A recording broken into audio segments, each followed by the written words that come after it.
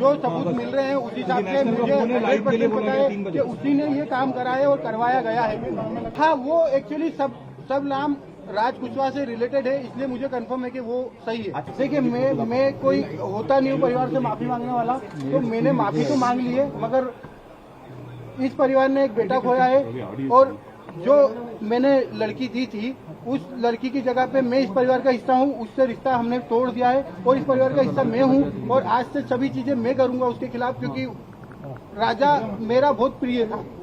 तो कहीं नहीं, आज इतना दिन से 18-20 दिन हो गया, हम लोग भी टेंशन कर रहे हैं क्या हो गया, ऐसा तो कुछ कभी हुआ ही नहीं। ऐसा मेघालय में आके ऐसा कुछ हुआ है, हम लोग को भी टेंशन है ना, हम लोग को भी तो टेंशन था। तो हस्बैंड का ऐसा डेट मिल गया तो औरत तो कम से कम सलामत मिले। बांग्लादेश में क्या बोल रहा है, उधर क्या बोल रहा है, हम लोग जिस दिन सुना है ऐसा हम लोग को तो खराब लगा। गोविंद भैया से मैंने पूछा कि तुम सोनम से मिले थे कि नहीं मिले थे, पहले तो मेरे को ये बताओ। तो उन्होंने बोला कि मम्मी मैं सोनम से मिला था 3 मिनट के लिए। तो मैंने बोला कि उसको मारा क्यों नहीं तुमने, तो बोले मारने का मौका ही नहीं दिया, पुलिस और मीडिया इतनी सारी थी वहाँ पर। सोनम को फांसी दिलवाई जाए, गोविंद भैया नहीं बोल के गए। वो राजा के लिए दुखी थे, वो राजा के लिए दुखी थे, सोनम के लिए दुखी नहीं है वो। एक नई नवेली दुल्हन, एक मंदिर की यात्रा और एक रहस्यमयी मौत, ये कोई काल्पनिक कहानी नहीं बल्कि राजा रघुवंशी हत्याकांड की असली पटकथा है जिसने देश भर के लोगों को चौंका दिया।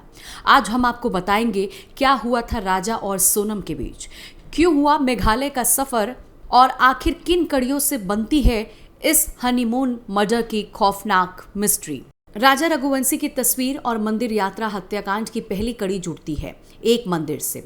असम के प्रसिद्ध कामाख्या देवी मंदिर से एक तस्वीर में राजा रघुवंशी कामाख्या देवी मंदिर के दर्शन करता हुआ नजर आया। इस फोटो की टाइमिंग बेहद अहम है क्योंकि इसके बाद ही सोनम उसे लेकर मेघालय के लिए रवाना होती है। राजा की इस मंदिर यात्रा से कई सवाल भी खड़े हो रहे हैं। क्या ये एक सामान्य धार्मिक यात्रा थी या कुछ और? पुलिस फिलहाल इस फोटो को भी जांच का हिस्सा मान रही है। जितने भी हम संदिग्ध, अपराध के संदिग्ध जितने भी हैं हमारे, कल हम उनको लेकर आए हैं, कल और आज सुबह में।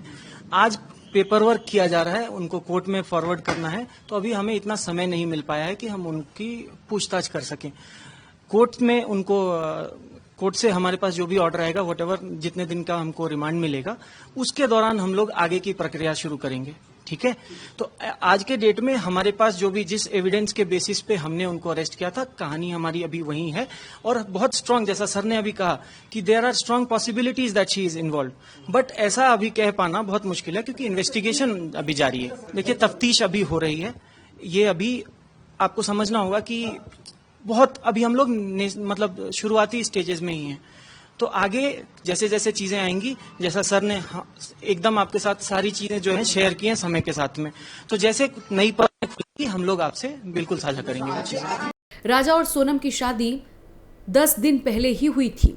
इस दौरान दोनों शिलोंग मेघालय के कथित रूप से हनीमून पर चले गए, लेकिन इसी ट्रिप के दौरान राजा की रहस्यमयी परिस्थितियों में मौत हो गई। शुरुआती तौर पर इसे हादसा बताया गया, लेकिन पुलिस जांच में जो बातें सामने आई उन्होंने पूरे केस को हत्या की ओर से मोड़ दिया।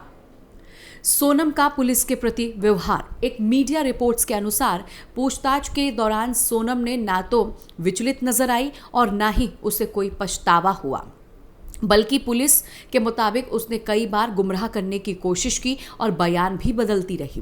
पुलिस ने सोनम को हिरासत में लिया और उससे कई घंटों पूछताछ की, लेकिन हर बार वो कुछ ना कुछ नई कहानी सुनाती जिससे संदेह और गहराता गया।